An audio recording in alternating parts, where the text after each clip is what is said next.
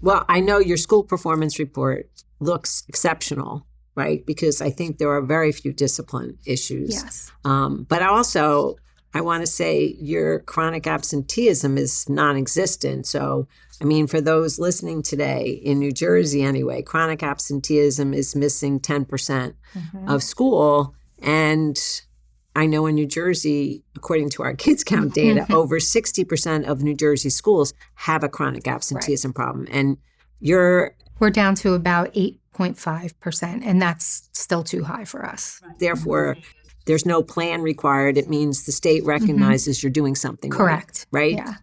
I mean, that's, to me, that's a significant right. accomplishment in and of itself based on just other data I've seen. So let's take all this together and say, all right, so now we're in, I guess the Stanford work is what, 2022 to 2025? Correct. Right. So you start in 2015. We're now 10 years later. Yeah. And maybe start with what is that the Stanford University Educational Opportunity Project? So it is an opportunity for Stanford to capture progress or growth rates, percentages across all school districts in every state, to be able to find outliers of performance for best practice. Okay. And as a result of that, they do highlight some districts. We're fortunate. Our neighbors, Union City, has been highlighted in that for their performance. We fall just short of the number of students in grades 3 through 8 to count.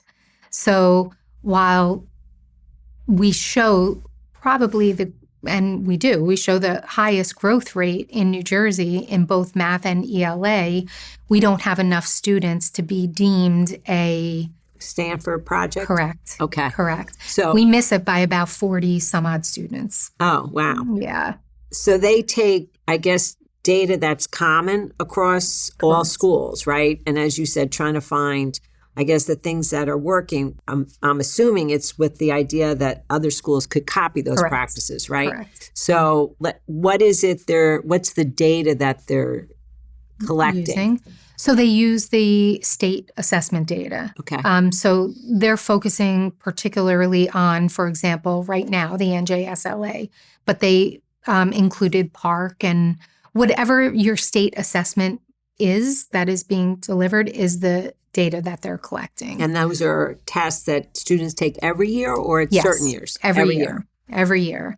And so if you look at Hoboken's chart, it's kind of interesting because if you go back 10 years, you will actually see where Hoboken falls versus the state of New Jersey. And what's so wonderful about this project is that you can put in, it's an interactive graph. So you can check and see how do you measure up against districts with like peers. Okay.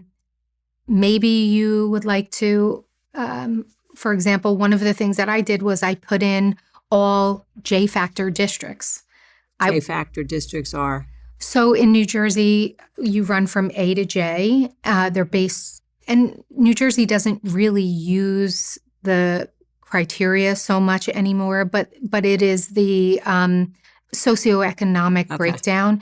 And so there are very few J-factor districts. There are a lot of districts that are FG-factor districts, not so many A-factor districts, right? So your J-factor districts are your Upper Saddle River, your Mendham Township. Your I-factor districts would be your Livingstons and so on and so forth, Summit, Chatham, Madison, in those areas, right? So we spent days going through this Stanford study to be able to see how we performed from a growth perspective versus every district in the state. And so we ran all kinds of models. We did a Hudson County model because we wanted to see how are we doing against Hudson County districts. We ran a model where we wanted to see How do we stack up against districts that might be considered INJ factor districts? What about where do we stand with FG factor districts, which is where Hoboken actually is? And what we started realizing when we were plugging these in was that we were outperforming in terms of growth every district. There was no district that was even coming very close to us in terms of growth. So then I started to really look at, with my team, when did this happen? Because in 2015-16, Hoboken was here and the state of New Jersey was up here. And so when did we intersect and when did that change? And it was right at COVID time.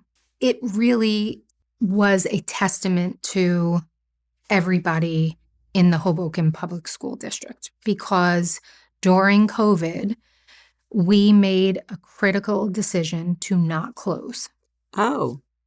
And so it made a huge difference. And now what you're seeing in those charts is, we are still on a trajectory upward. Some of the other districts during COVID were kind of on a trajectory downward. Now they're bouncing back a little, but we're still growing. Interesting. Yeah. So kids were coming to school during COVID. Yeah. Or the shutdown, I should say. Yeah, during the shutdown. So when we were informed in the springtime, just at the onset of the springtime, that no one even knew what COVID was, but cities and municipalities were kind of working with their local public school district to let them know what was happening. We immediately realized that this was not good. We were going to have no choice but to be home from the spring until the end of the school year. So we sprung into action right away. I had teams of teachers and my assistant superintendent, because if we knew we were going to go on remote learning, we wanted to make sure that we were prepared for the best remote learning possible. We did not want to hand packets out to children. We wanted it to be instruction during that time. But in order to do that, we had to make sure that we had Chromebooks for everybody. This is where the Hoboken Ed Foundation came in. They ensured that every child had a Chromebook at home. As a district, we purchased jetpacks, Verizon jetpacks. We surveyed every family that did not have internet access received a jetpack. We funded that to ensure that everybody was connected with us at all times. We put a system in where principals and the superintendent communicated with families every single day. There was not a morning that you did not log on your computer, that you did not see the principal or the superintendent, and then later in the day, vice versa. We set up story time. We had teachers that volunteered to do virtual story time online to keep literacy. We had book groups going. We really nailed it when it came to virtual learning. Then the summer hit, and I don't know if you remember, but in June, things looked like they were getting a little better. People were out and about a little bit more. And so we started thinking about, what do we need for the opening of school? So we started purchasing. We received COVID funds, and we made sure that we used our COVID funds for COVID purposes. We purchased masks. We purchased, at the time, everyone thought the desk shields were important. We purchased portable univentilators for every classroom, like tape, so that we can ensure that all the desks were separated enough in terms of social distancing. And we also purchased COVID test kits because we knew we were going to have to test. And then all of a sudden, July came and people started talking about the schools closing again. I thought, no, we're ready. We're not closing. We're good. So by August, we brought our unions in. We have 3 unions in Hoboken, a teachers union that also includes administrative assistants, and we have technicians. They're all in that union. We have an administrators union, and then we have like a support staff union. So we brought everybody together and we said, listen, we're ready to open. We do understand that the rest of New Jersey might not be. What are your thoughts? And so we had Board of Education members around the table, and there was a little trepidation, but we said, look, come with us. We'll do a tour of every school. We're going to give clipboards to everyone with sheets. Anywhere that if there's anything you feel uncomfortable with, let us know. And we promise you we will fix it or address it before we open. So they agreed, and they went from classroom to classroom, gymnasium to gymnasium, cafeteria to cafeteria, and looked at everything from, vents to, we brought a company in to clean all the vents. We were ready to go. And then the end of August came, and it was kind of like, are we really doing this? And we said, yes, we are. And I said, but look, I do not want to be the district that does something like this if I have people that are really uncomfortable. So I took a couple steps back, and my central office team, I said, you know what? Why don't we do this? Let's put a survey out to all families and to all teachers, faculty, and give them the choice. We can operate two different systems. There's no reason we can't do that. So interestingly, somehow it was all the stars were aligned, and we had 60% of families that wanted to send their children back to school. And we had 60% of teachers and paraprofessionals that agreed to come back full-time in person without a truncated day, full day, 5 days a week, no split time, the whole thing. So we took the 40% and the 40%, and we created a system for them for virtual learning, and the 60% came in school. Then what we did was we told everybody every month we will put a survey out, and we will have a reentry point at the end of every month, enabling families, if they choose not to come in September, to hear how it's going. Do they want their children on remote? Do they want them back? So then October came, and we had more come back. Then November came, and more. And by the winter break, and by the time we came back in January, we were up to over 90% back. Wow. And so as a result of that, I really think that made a humongous difference, because the kids there was no downtime. And even the children who were on remote learning were on a system and a plan where they weren't just sitting home with a folder of work. They were interacting with their teacher online. They were in a legitimate virtual classroom. But like I said, by January, we brought everyone back. We still ran like sporting events. We still ran clinics. We were so careful. But I think all of those things ensured that the mental health of children was stable. Because interestingly, after COVID, there was a collective lawsuit regarding the well-being of kids associated with social media. We didn't qualify. We tried to get into the class action lawsuit 3 times to say, just in case, like we want to make sure that kids are not using social media inappropriately, but our data would not allow us into any of the class action lawsuits. Interesting. But again, I think that's a tribute to you and your staff and all the teachers and the parents. Absolutely. Because definitely when kids then did come back, there was a lot of anxiety, mental health issues. That's the other kind of data I'm seeing all the time. Sure. And people are still trying to recoup from that, right? So the learning loss as a result of all that. Absolutely. And it sounds like you all maybe had a little bit of a problem, but continued on your trajectory forward. Correct. And, we also wanted to make sure that there would not be a problem. So right around that time, we put in a program called Fortitude, where we brought licensed clinicians and mental health workers into every school.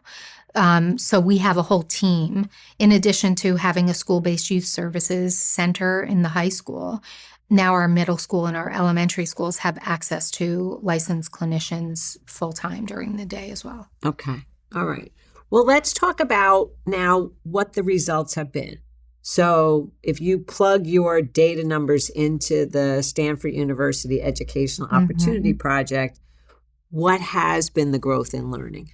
The growth in learning has been pretty amazing. We're now up to, I think, 70% of our students, or 71% of our students, are proficient in language arts literacy.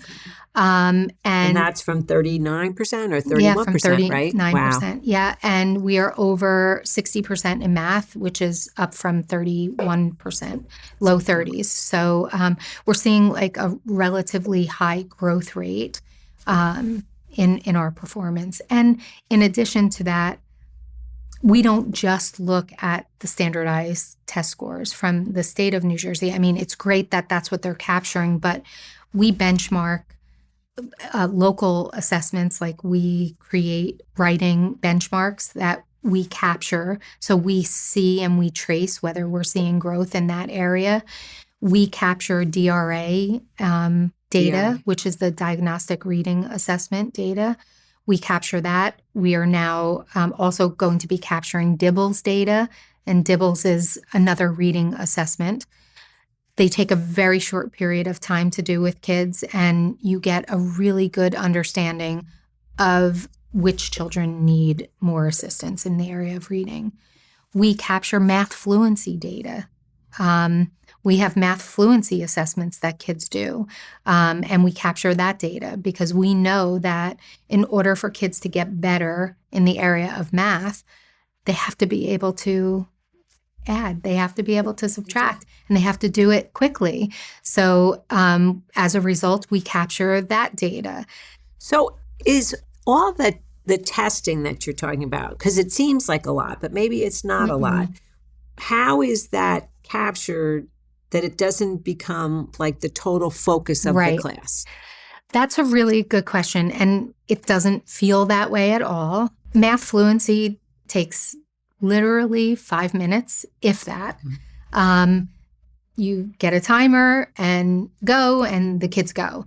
And one of the things that's really powerful about math fluency is that children that typically struggle in mathematics can do very well in the area of math fluency. And it builds confidence, and they're watching my math fluency assessment 1 week, the next week it's higher, then the next week it's higher. Now all of a sudden, I can do this with my eyes closed. I know how to do this. And so that's very helpful.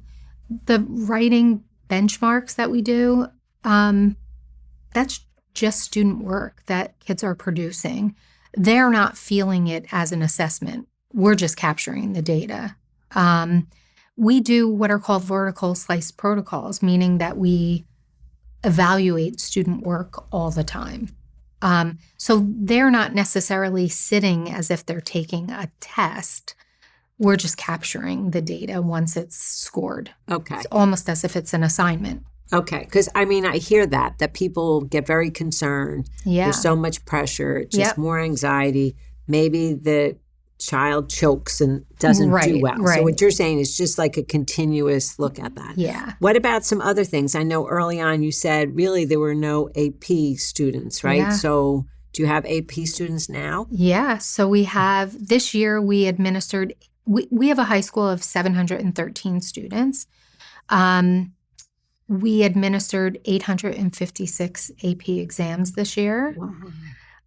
We have risen from 0 AP scholars to over 163 scholars in 2024-25 as a result of their hard work. We went from 22% scoring 3s or higher in 2015-16. We are now at 85% scoring 3 or higher on the AP exams. That's terrific. Yeah. And that's, I mean, to me, that's terrific for the teachers, but it's also terrific for the kids. Absolutely. Right? Yeah. 'Cause they go, oh, I Yes. could do this. And they also have the ability, and depending on the schools that they're applying to potentially have college credits covered as a result of those AP tests. Speaking of college, any change in your SAT scores? Yes, SAT scores have gone up. Not only our SATs, but our PSAT scores have gone up. One of the things we did when I first came was we ensured that every child takes the PSATs from 9th grade on every year. So we cover the cost of the PSATs. One of the things we were noticing was that when they were taking the SATs as juniors, and sometimes in the fall of only their senior year, they had never seen the test before. And we also weren't capturing any potential merit scholars.